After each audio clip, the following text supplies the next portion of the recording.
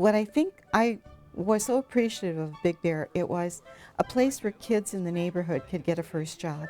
They could start a little career. And that's me right there. I started off as when I was in high school as a bagger, carrying out groceries and so forth. I liked the business. I liked what I was doing. I stayed in the business, and I left as the president and CEO of the company. There's nothing like a Big Bear hug. Wayne Brown was from a little small village in southern Ohio in Jackson County. Wayne Brown went to work for a grocery store company at the time, the Great Atlantic and Pacific Tea Company. Keep in mind that stores then, you didn't walk in and pick anything up. You walked up to a counter and you say, I want 5 pounds of flour, and someone bagged it up. If you wanted some dried fruit, they opened a barrel and put it in. Brown had heard that there were people who were doing self-service stores where the products would be prepackaged, ready to go. So he experimented with it, and he did a store or two, I'm not sure how many, for A&P, and they got so angry with him that they told him to change him back because the people were going to steal you blind. He never really gave up on that idea. Came to Columbus, Ohio, found an old building on Lane Avenue, and put the first self-service grocery store in the Midwest in there. And what Brown did is Brown had people down the basement, took 100-pound bags of flour, bagged it up, made 5-pound bags out of it, and then put them upstairs on their shelves for people to buy. Nobody had ever seen anything like that. It was shocking. There's a lot of stories that say in the first 3 days, 200,000 people went to that store. The thing that I remember are these fantastic displays of canned goods, boxes of Wheaties or whatever it was that took up huge amounts of space. You know, we're over 10 feet tall, we're all precariously perched on each other.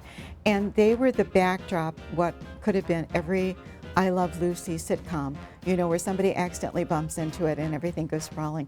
This store was 44,000 feet, so it was 10 times the size of a regular store. And in the store, it had a complete drugstore, had a pharmacist, had a sit-down restaurant, sold appliances. So Brown came up with this idea to have this bear in front of the store. And he did tricks and a guy take care of him. He'd probably be flogged for doing that kind of thing today. So between the 30s and up through World War II, there wasn't a lot going on, but one by one, they would open more stores right in town. And then they went to Lancaster, Ohio, and then they went over to Newark, Ohio, and then they went to Marion, Ohio. The big thing that Brown did, and he looked around and said, look, I'm not a very big company compared to Kroger and A&P. And so they had their own brands of corn and peas and canned goods. So he said, how could I ever do that? I'm too small a company. So he was a smart enough guy that he got on the phone and he called other supermarket owners around the country, because if they collectively got together, they could can enough peas, they could can enough corn, and over time that allowed him and guys his size then to be competitive with the big guys. That was a big thing, and that was in the late 40s that that happened. Early 50s in Central Ohio was the beginning of the shopping center boom. You know, Town and Country was the first shopping center in the United States. Big Bear had a store there, and as Doncaster built centers, the Big Bears popped up. In the mid-50s, about 55, when computers was a word that nobody knew what that was, IBM somehow selected Big Bear to put, the computer then was called a RayMac. And the idea was that the computer would help manage your business. It would control the inventory, it would do accounting. But years ago, you had these cards that you would take pencils and you would mark. A lot of us took exams and tests. Well, that's how the supermarkets would order their goods. Trading stamps became popular with people. It was kind of an inducement to get you to shop. So Brown formed a company called Buckeye Trading Stamps.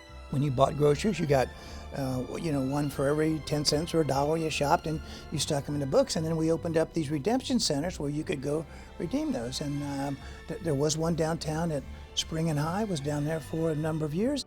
The catalogs are so much fun to look through because it's not just little household things. There were pieces of furniture, and there was even clothing that you could get. I know my first couple apartments were furnished by the premium stamps. I bought a mirror, and I bought sheets, and I bought other things from buying groceries.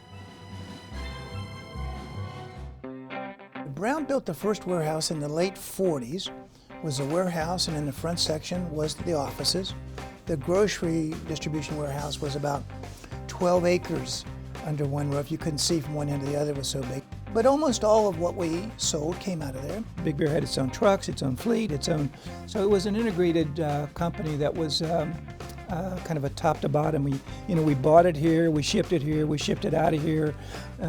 Local people had jobs driving trucks and so forth. And, they were so actively involved in the community for charitable things, whether that's supporting United Way or the Symphony or Ohio State University.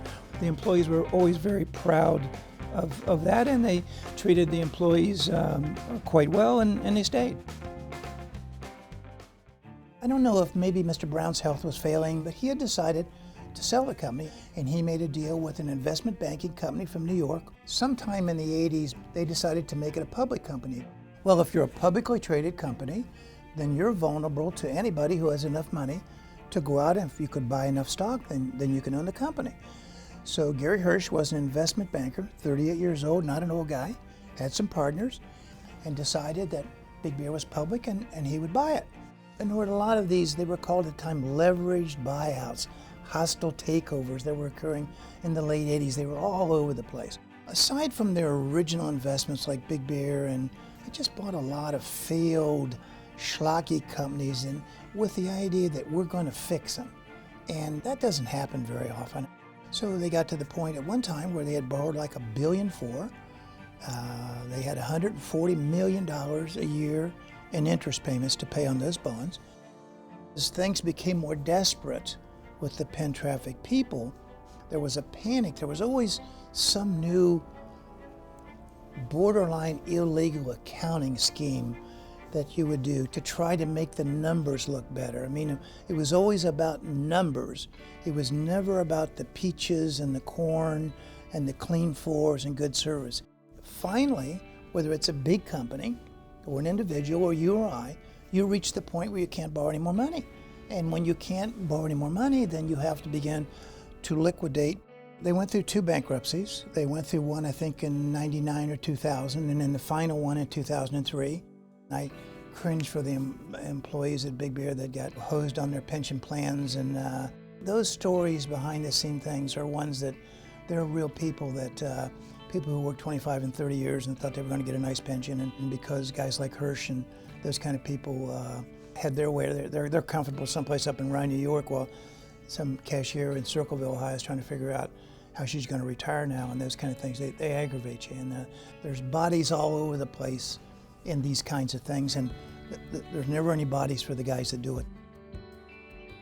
I think about what happened when Big Bear closed so abruptly.